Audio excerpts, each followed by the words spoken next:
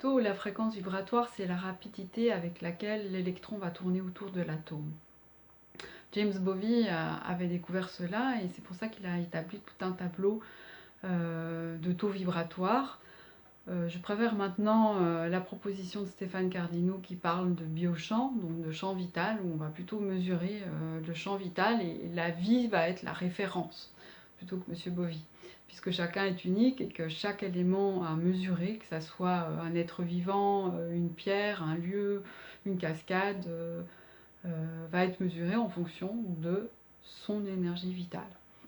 Actuellement se fait une accélération du taux vibratoire de la Terre qui va à peu près, on parle de 12 Hz. Alors qu'est-ce qui se passe?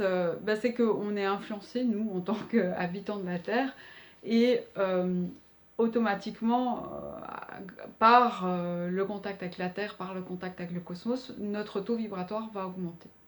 Autre chose qui fait augmenter notre taux vibratoire, c'est des pratiques, que ce soit méditation, yoga, danse, trance, du sport, la montagne, toutes les pratiques qui vont vous faire sentir plus vivant.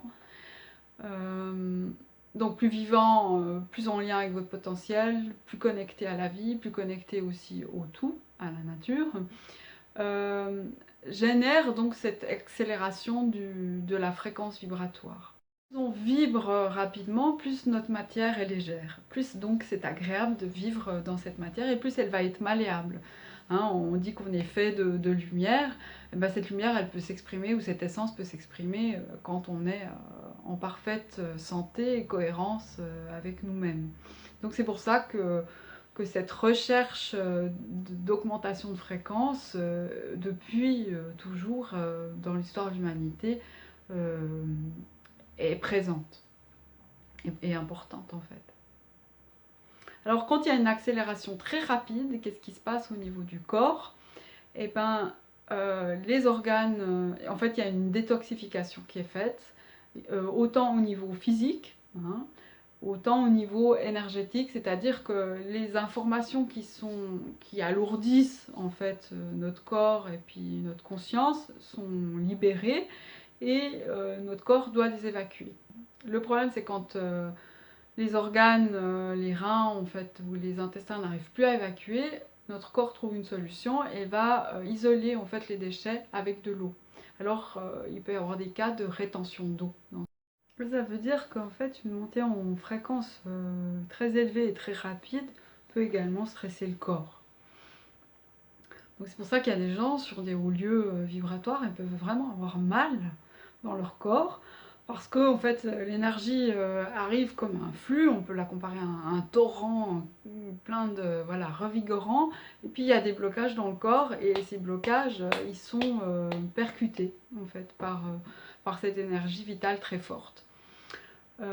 Donc c'est pour ça que si on sait qu'on va dans un lieu énergétique puissant ou qu'on fait une pratique qui augmente notre fréquence, et ben c'est important de prendre soin de notre corps.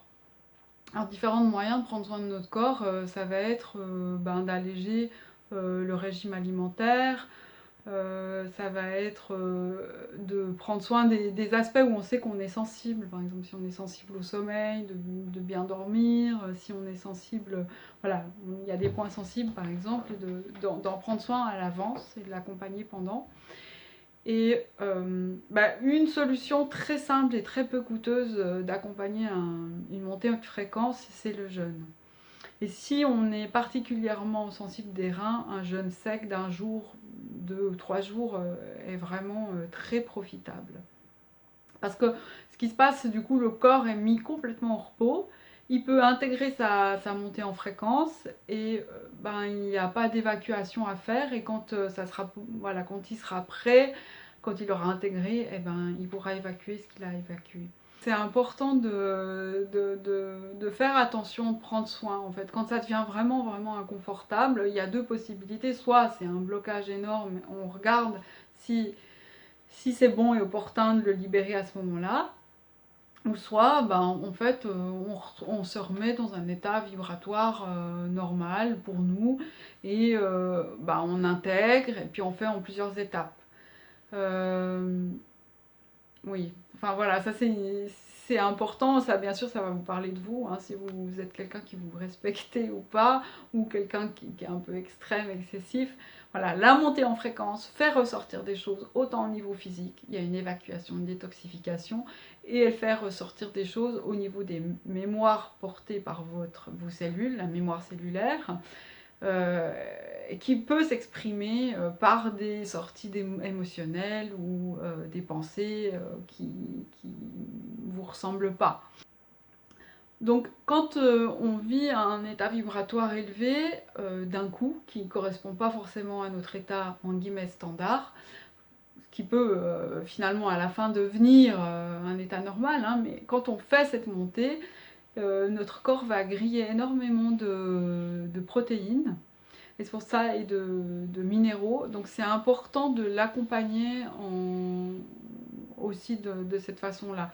Alors les protéines, par exemple, on en trouve beaucoup dans les graines germées, dans les algues, euh, dans les champignons, et puis par exemple le magnésium, vous en trouvez dans tout ce qui est fruits secs, enfin noix sèches, les amandes, les noisettes. Euh, voilà. En tout cas, prenez soin de cet aspect. Oui, le magnésium aussi dans le chocolat, bien sûr. Dans les fèves de chocolat, ça va ravir tout le monde. Il faudra du chocolat bien noir. Voilà. Donc, oui, la haute fréquence, c'est super, mais en étant attentif à se respecter et attentif à accompagner le corps. J'espère que ça vous servira. Alors, je vous souhaite à tous une belle montée en fréquence. Remember